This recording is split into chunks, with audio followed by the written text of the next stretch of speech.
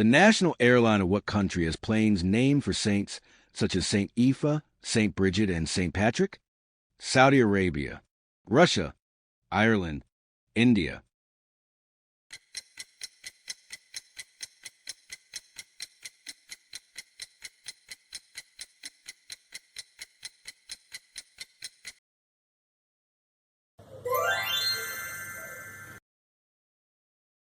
Representing 0 degrees longitude, the prime meridian runs to the courtyard of the Royal Observatory in what city? London, England, Havana, Cuba, Melbourne, Australia, Beijing, China.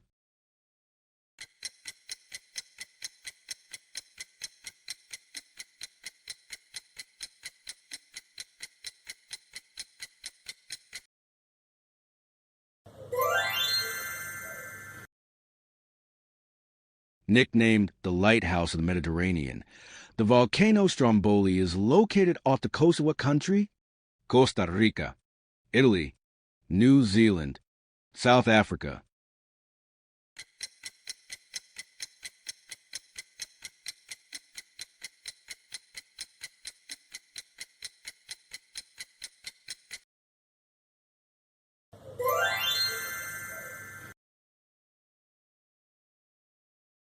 Idaho was the first U.S. state to include an image on its license plate. A depiction of what crop? Tobacco, peach, orange, potato.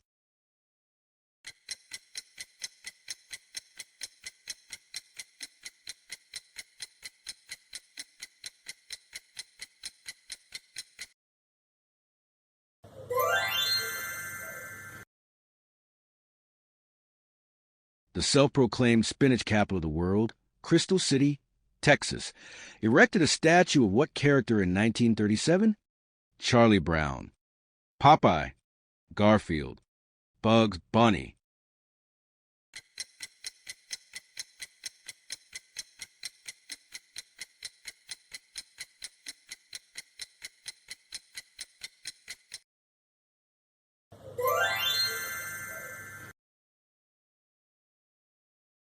Home to the United Nations European headquarters, as well as the International Committee of the Red Cross.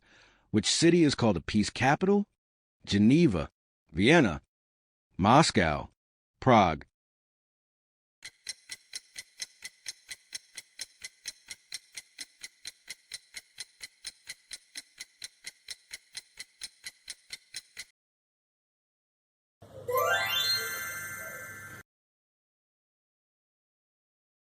The smallest fully independent country, Vatican City, exists entirely within which city?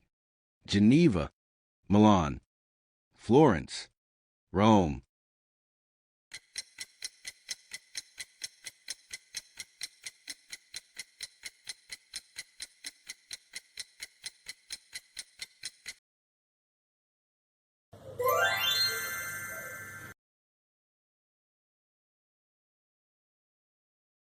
Brazil built the city of Brasilia specifically to be the seat of its government, replacing which city?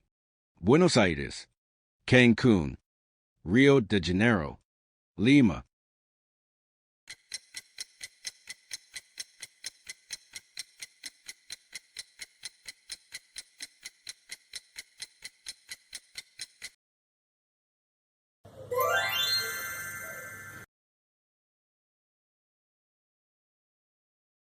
The southernmost city in the world, Ushuaia, is located at the southern tip of which country?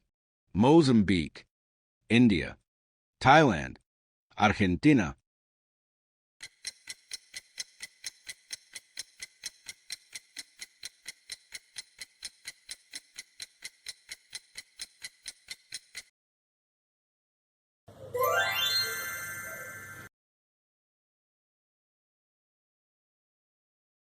Approximately 70% of London's drinking water comes from which source? Baltic Sea, Loch Ness, River Thames, Danube River.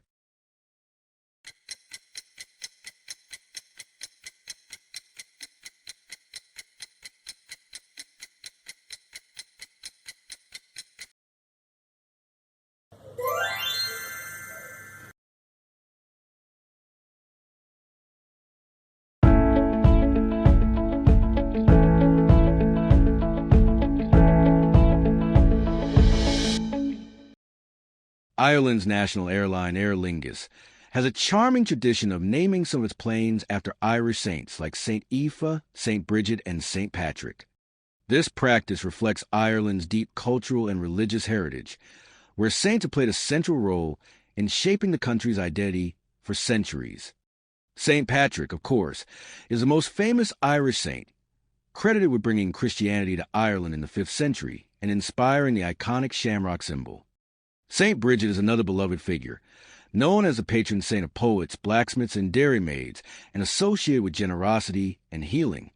St. Aoife is less widely known, but is celebrated as a courageous warrior princess and saint in Irish lore. By naming planes after these saints, Aer Lingus connects travelers to Ireland's rich history and spirituality, subtly reminding passengers of the country's unique story as they fly across the globe. It's a poetic nod to tradition that turns each flight into a small journey through Irish culture and myth. Plus, it raises curiosity about how airlines use names and symbols to build identity and pride, something many national carriers do in unique ways.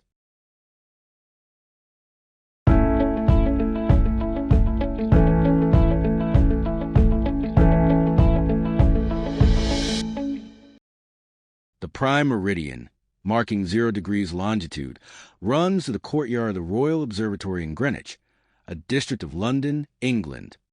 This line serves as a starting point for measuring longitude and dividing the eastern and western hemispheres. But what's truly fascinating is how this spot came to define the entire world's time and geography. In 1884, an international conference in Washington, D.C., officially chose the Greenwich Meridian as the global standard for 0 longitude. Why Greenwich? At the time, over 2/3 of the world's ships were already using charts based on it, largely due to Britain's naval dominance. Standing astride the line in Greenwich, with 1 foot in each hemisphere, is a popular photo op for tourists. But the real kicker? Due to satellite data and GPS accuracy improvements, the modern prime meridian used by GPS is now about 102 meters east of the historic line at the Royal Observatory. So, next time you visit, you could technically be standing on the prime meridian and still not be on the actual 0 degrees longitude line by modern standards. Isn't it curious how history, science, and politics all intersect at one invisible line?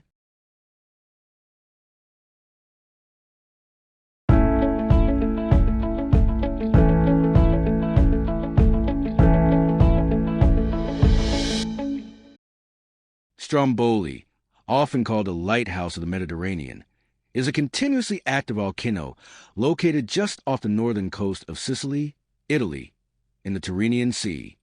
What makes this volcano so fascinating is its nearly constant eruptive activity, which has persisted for over 2,000 years. Its glowing eruptions, small but frequent, can be seen from far out at sea, which is how it earned its famous nickname. Sailors in ancient times relied on its fiery bursts as a natural navigation aid long before modern lighthouses or GPS existed. Stromboli is part of the Aeolian Islands, a volcanic archipelago named after Aeolus, the Greek god of wind. It's also the namesake of a specific eruption style, Strombolian eruptions, characterized by regular bursts of lava, gas, and ash. Interestingly, Stromboli's volcanic behavior is relatively predictable, making it a prime destination for geologists and even adventurous tourists who hike to the summit at night to witness the fiery spectacle. Even more intriguing, despite its almost constant activity, a small village still exists on the island, where residents live in harmony with one of the most active volcanoes on Earth. It's a reminder of nature's power and our ability to adapt alongside it.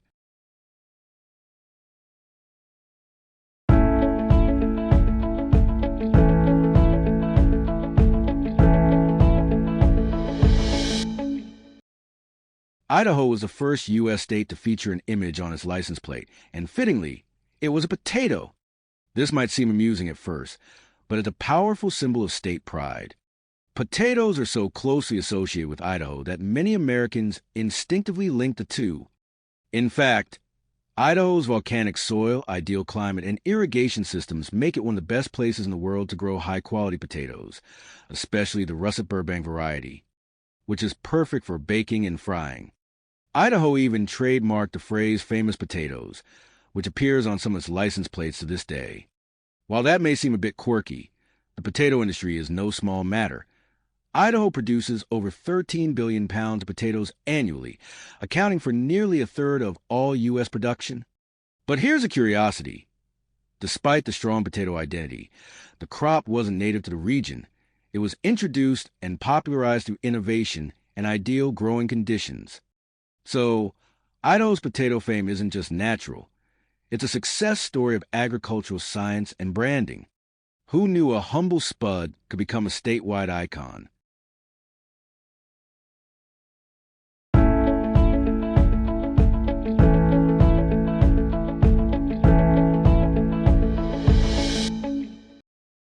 In 1937, Crystal City, Texas, the self-declared spinach capital of the world, unveiled a statue of Popeye the Sailor Man.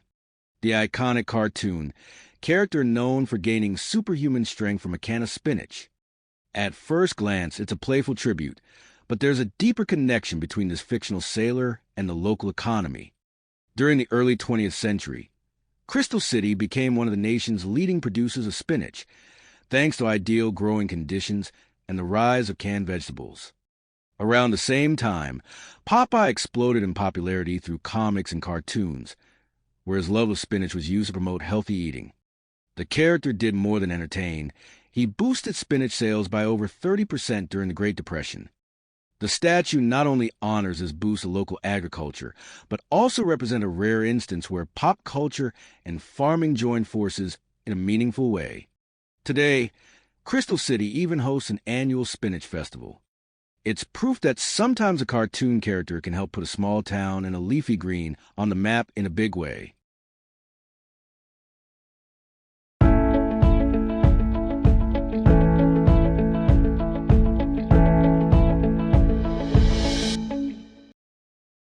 Geneva, Switzerland, is often called the peace capital of the world, and for good reason.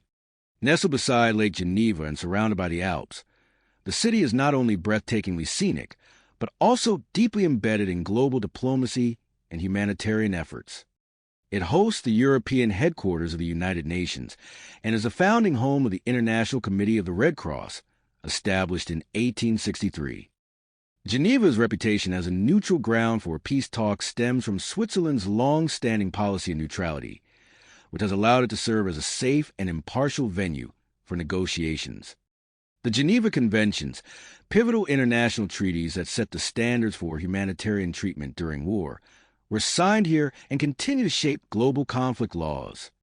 What's fascinating is how a single city has become a hub for over 200 international organizations, ranging from human rights councils to health agencies. Geneva isn't just symbolic of peace, it actively helps shape peace. It's a real-world reminder that diplomacy, humanitarianism, and neutrality, when combined, can wield incredible global influence. Isn't it remarkable how one city quietly underpins so much of the world's hope for stability and cooperation?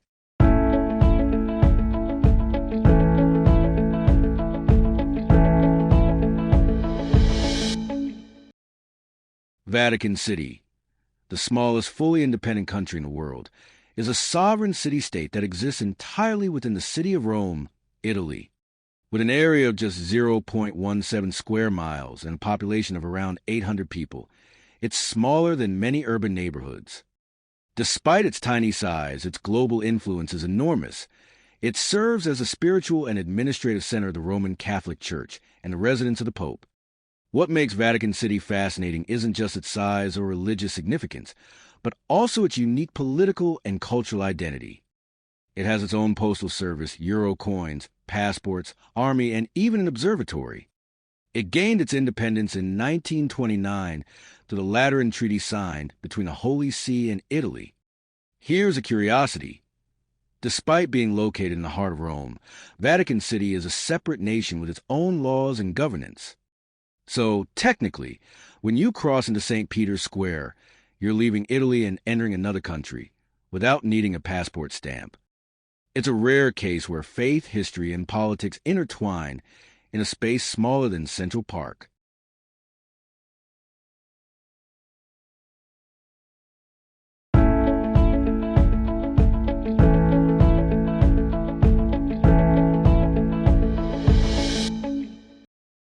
Brazil's striking capital city, Brasilia, was purpose-built to be the seat of government, officially replacing Rio de Janeiro in 1960. This move was far more than a simple relocation. It was a bold statement of modernization, national unity, and interior development. For nearly 2 centuries, Rio had been the political capital. But as Brazil grew, leaders sought a more centralized location to better represent the entire nation, not just its populous coastal regions. Brasilia was designed from scratch by urban planner Lucio Costa and architect Oscar Niemeyer, whose futuristic buildings still captivate visitors today. The city's layout, shaped like an airplane or a bird from above, was intended to symbolize progress and mobility. Its innovative design even earned a UNESCO World Heritage Site designation. One fascinating detail: when Brasilia was inaugurated in 1960, many parts of the city were still under construction, and thousands of workers, nicknamed Candangos, built it almost overnight.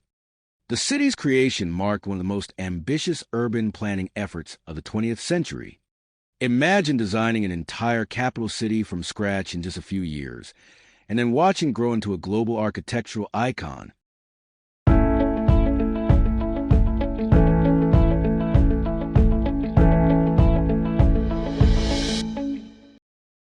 The southernmost city in the world, Ushuaia, lies at the very tip of Argentina, nestled between the Marshall Mountains and the Beagle Channel.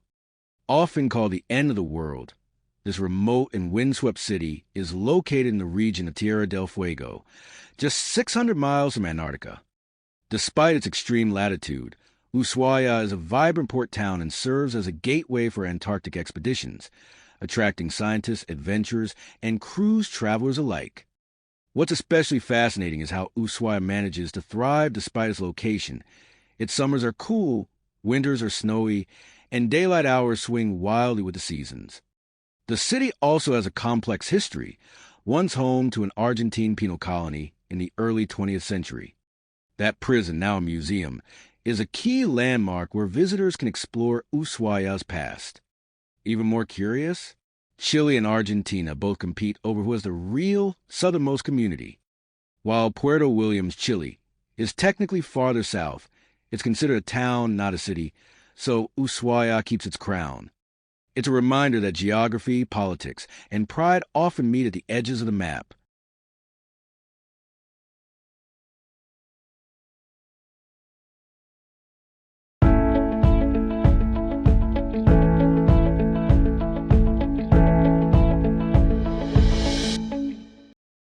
Approximately 70% of London's drinking water comes from the River Thames, though it goes through extensive treatment before it ever reaches a faucet.